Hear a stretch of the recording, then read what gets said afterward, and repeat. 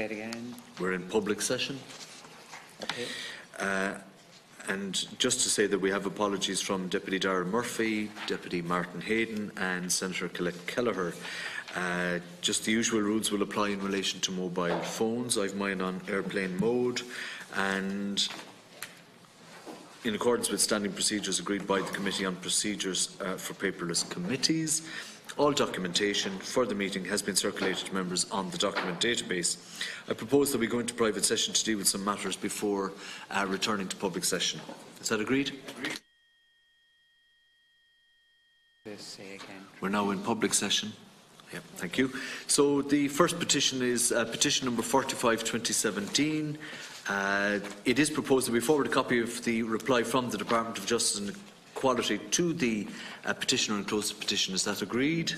Agreed. We also, Chairman, and that just as a matter of I think public information, and maybe ask that there would be an amnesty perhaps considered by government, given that I know it was 2006, but it would be an opportunity perhaps that we could have a public information awareness about the misuse of weapons and guns and illegal firearms and so on.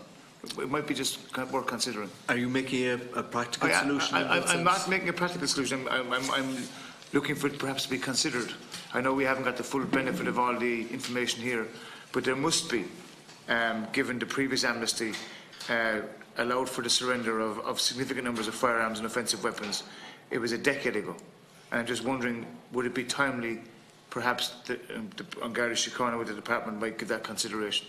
Okay, well then if there's a suggestion coming from the Senator to the effect of perhaps communicating with the Minister for Justice, seeking a direction on that, on the point that you've just made, then I would suggest that the Secretariat would do that, if that's acceptable to Agreed, the Senator. Okay, yeah. agreed. Thank you. Next petition is 918. It is proposed that we forward a copy of the reply from the Department of Justice and Equality to the petitioner and close the petition. Is that agreed? That's agreed. And then the final petition for consideration is 3218. It is proposed that we forward a copy of the response from the Department of Justice, Foreign Affairs and Trade to the petitioner and close the petition. Is that agreed? That's agreed. Okay. So we now move on to point 6 on the agenda, and that's in respect of the Ombudsman's nursing home casebook. You'll recall at a previous meeting we considered the issue of the Ombudsman's nursing home casebook, and to help us to further consider this matter, I'm pleased to welcome Minister of State Jim Daly, with special responsibility for mental health and older people. If there are any witnesses here, I advise them please to turn off their mobile telephones, as they interfere with the sound system and will interfere with the broadcasting of the meeting. And before I ask you to address the meeting, I wish to draw your attention to the fact that by virtue of Section 172L of the Defamation Act 2009, witnesses are protected by absolute privilege in respect of their evidence to the committee. However, if you are directed by the committee to cease giving evidence in relation to a particular matter and you continue to do so, you are entitled thereafter only to a qualified privilege in respect of your evidence.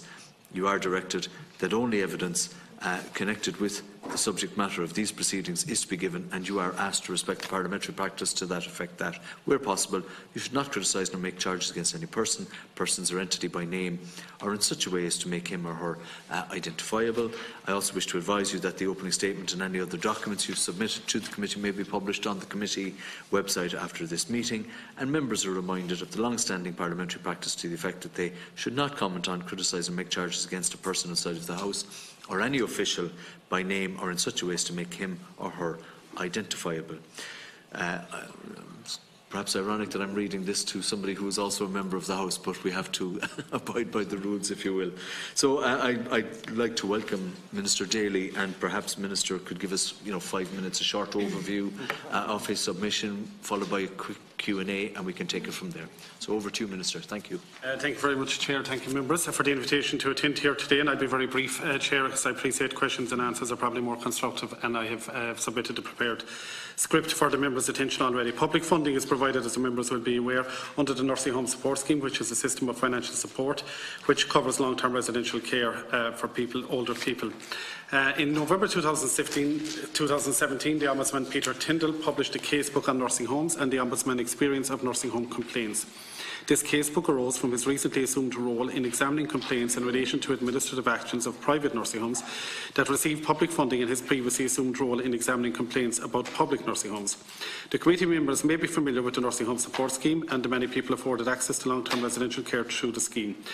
Through both the review of the scheme, published in 2015, and the observations of the Ombudsman, issues in the administration of long-term residential care in public and private nursing homes have arisen. The main issues identified by the Ombudsman in his casebook relate to contracts of care, security of tenure and additional charges. The Ombudsman also notes the important role that alternate care models play in meeting the changing needs of older people. As Minister of State with special responsibility for mental health and older people, I have engaged with Nursing Homes Ireland, a representative organisation for the private and voluntary nursing home sector, on this issue. It has been my long-held view that contracts of care should be made available at the earliest opportunity and all aspects of the contract should be transparent. I requested that NEHI engage with their members to ensure that contracts be provided to prospective residents at the time of inquiry rather than on admission, and that contracts have greater transparency and clarity in relation to their terms.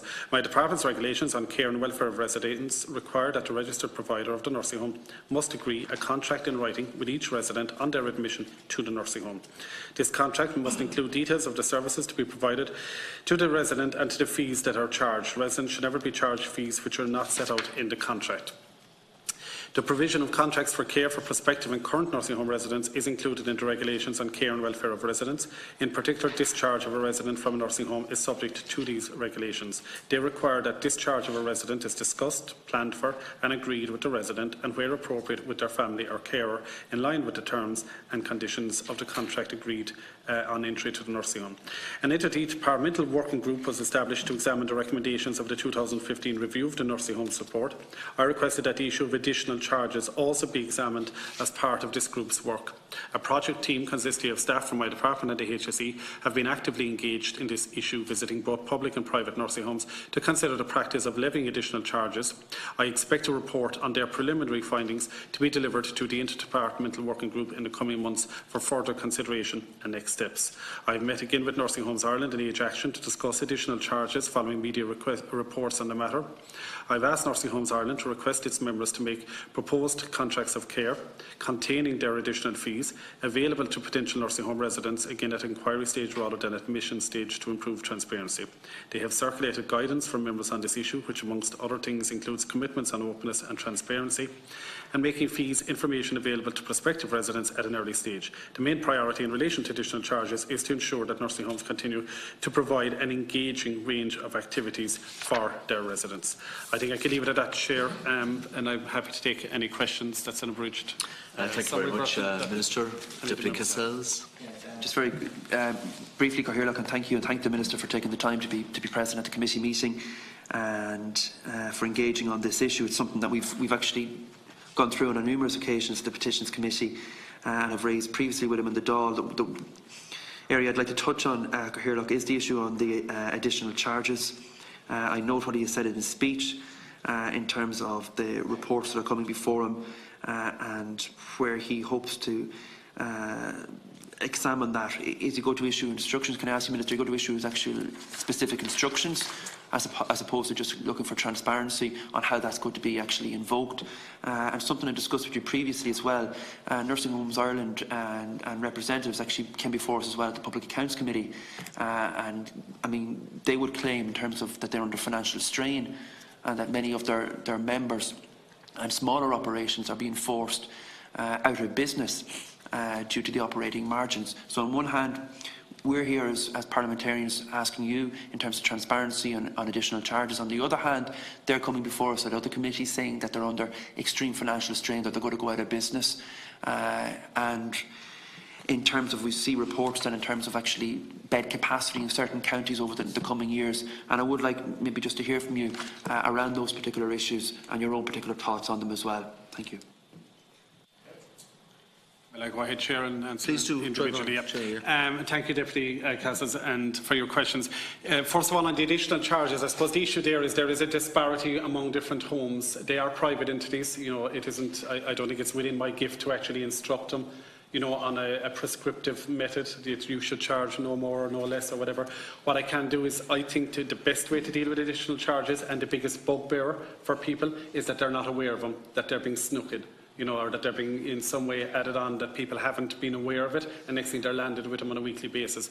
So that was probably, I think, one of the more constructive proposals we came up with, that, when a fair deal is granted to you or for your loved one to put into a nursing home, you can go around and make inquiry for the different nursing homes. It doesn't matter. It's not like long ago you could public and private, they're all the same now.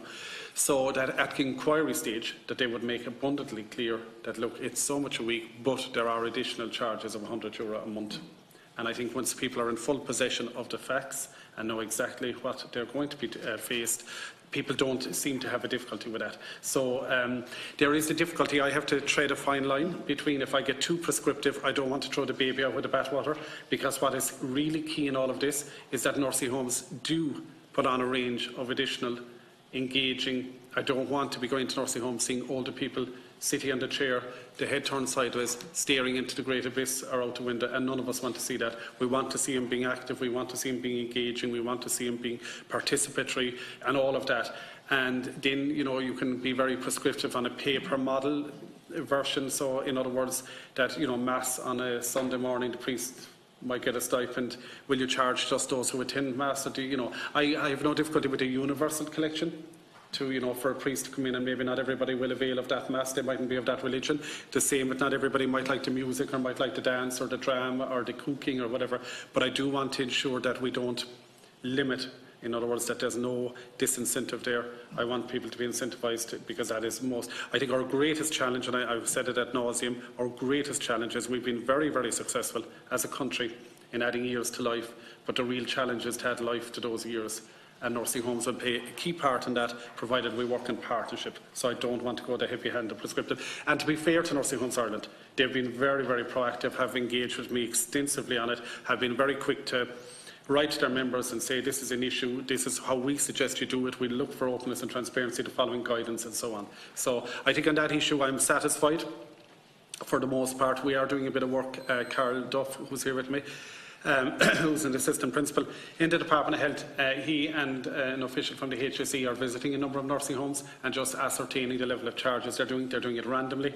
They're just announcing their arrival on the instruction of the Minister, and we'd just like to know what's your situation here, what you're doing, and engaging with the residents and seeing what range of activities are actually taking place. And to be fair, I think we're finding very good cooperation from the nursing home sector on that as well.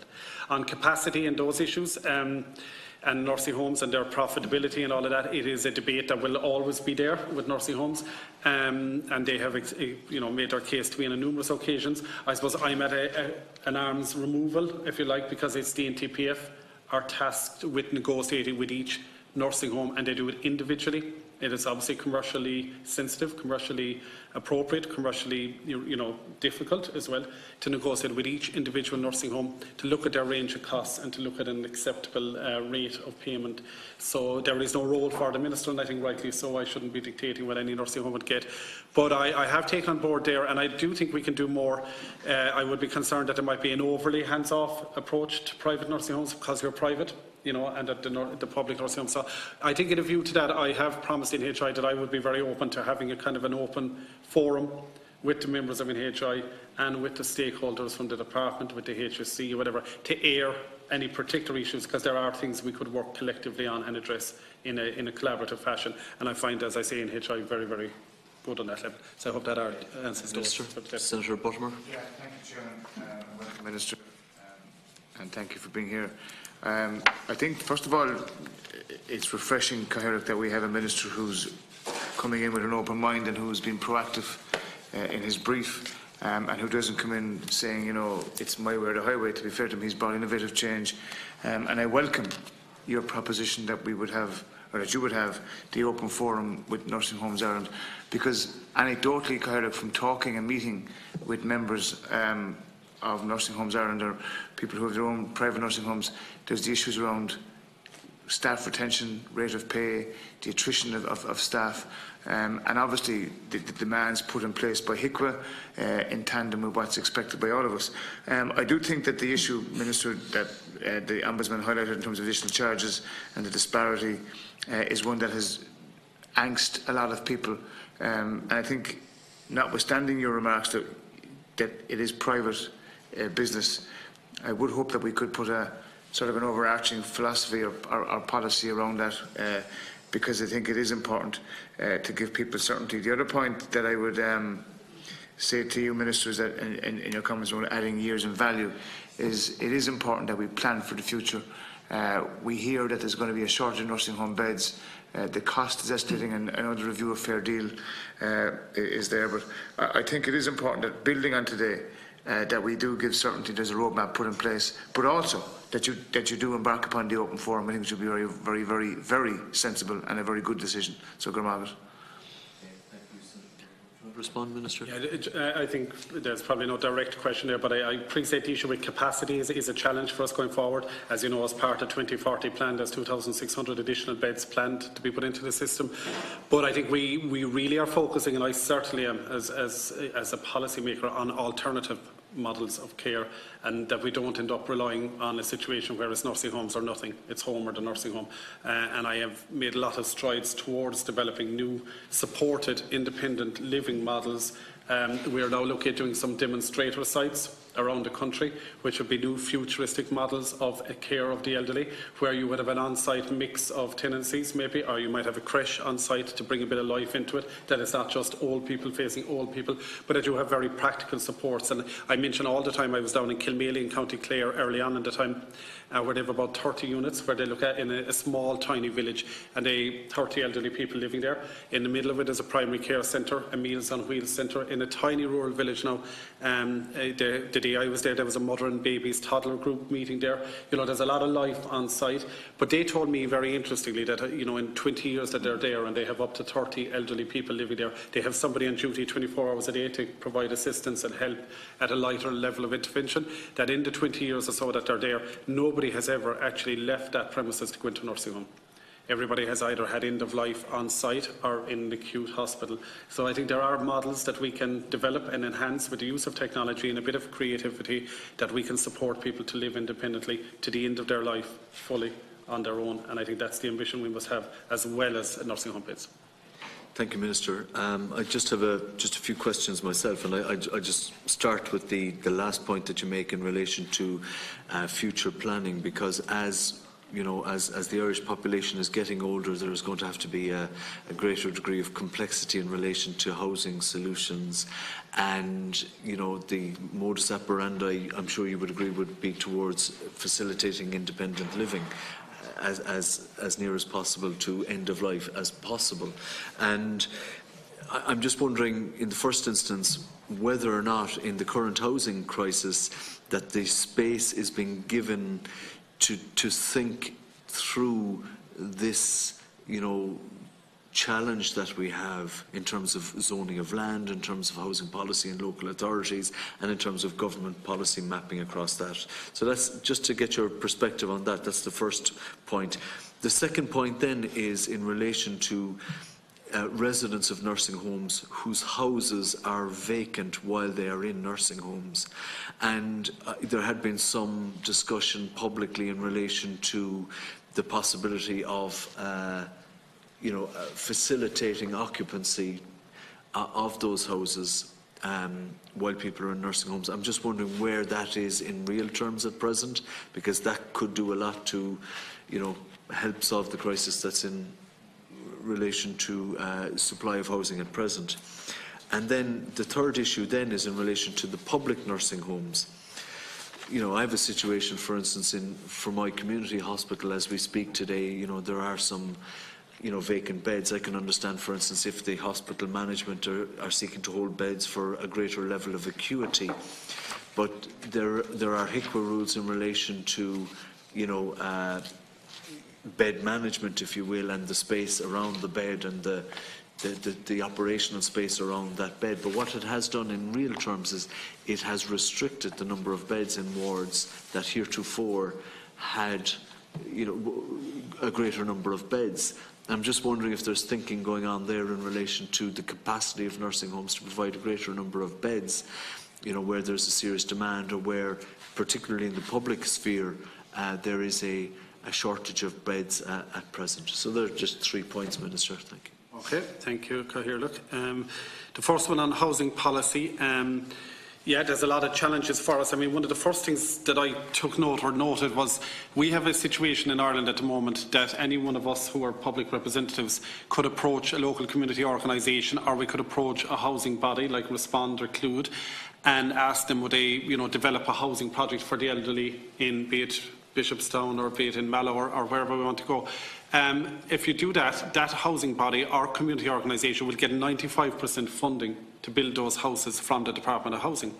But the difficulty I have is there's no future planning for elderly, there's no on-site supports, there's no mix of tenure, there's no technology and all of that. I would love to see a situation ideally where if you were building 9 houses or 12 houses for the elderly, the planning application should be submitted to the HSE for comment and for input and for suggestion and all of that. So that's the agenda I've been trying to drive since I've gone into the department, is to bring the Department of Housing and Health together, working together, not just 95% funding and that's it, off with your bricks and mortar, no more, to have a more holistic approach. And we're making good headway. Both departments are talking. There's a committee set up where they're both engaging actively, and we hope to have a conference before the year end with myself and Damien English leading out on the whole joint future look of housing to deal with that. So I think we're very conscious of the challenges that are there, but we're also very active in that space to develop an alternative. And I referenced some demonstrator sites that are being rolled out. The local authorities are being asked to do some demonstrator sites,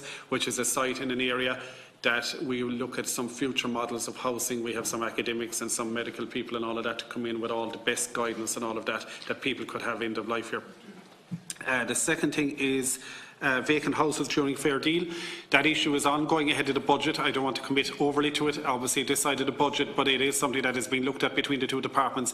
The difficulty being at the moment, if somebody is under the fair deal scheme, 80% of their income goes to the state towards their care. So if they have a house, there is no incentive. There's a huge disincentive to rent it because 80% of the rental income would be given back to the state. So obviously you have 23,500 people in the fair deal scheme at the moment. How many of those have houses that are idle, that they're the only one in it? I don't know, but you can guess that there's probably thousands of houses out there at some degree. I think it's probably guesstimated somewhere maybe more 4,000 or 5,000 idle houses. 4,000 or 5,000. I've that figure in my head, I'm not sure. I've that figure in my head, yeah, but how long? Okay, that's what they estimate at some stage. That's significant. So the potential would be, if you did away with that 80%, that could you potentially bring in 5,000 homes to market. But then you have the additional issue of if there's your mum or my mum or dad or is in the nursing home, do they really want their house with all their private belongings and possessions and whatever to be rented out to somebody? There's that sensitivity there that we want to be very careful with as well. And also, a lot of people believe going into nursing home is a temporary arrangement, that they will get home again sometime, and selling the home is very traumatic in those circumstances. So we're certainly not in a space of putting anything there to incentivise or encourage or whatever, because we have to respect the family taking supremacy, and the individual, it's still their home and they're entitled to have their home. But if there is a case where it is accepted that the person is not going to go in the future and the family are anxious to rent out the home and they do want to do that, well, in those scenarios we are looking at some sort of an arrangement that we could put in place there to limit the exposure to them, that 80% of the income would have to be passed on. So that's been considered by both departments, finance and health at the moment, ahead, and housing. How far off a decision on that are you? I suspect the budget would be it's coming into close focus, obviously, both the pressures from housing and a budget coming on. So it is being actively, there's meetings happen as we speak. There was a meeting, meetings happening these weeks on that very issue between the departments.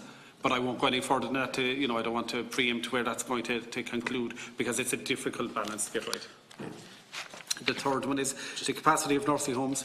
I suppose, look, at the moment it's 80% private, 80% of the capacity is in the private and 20% public.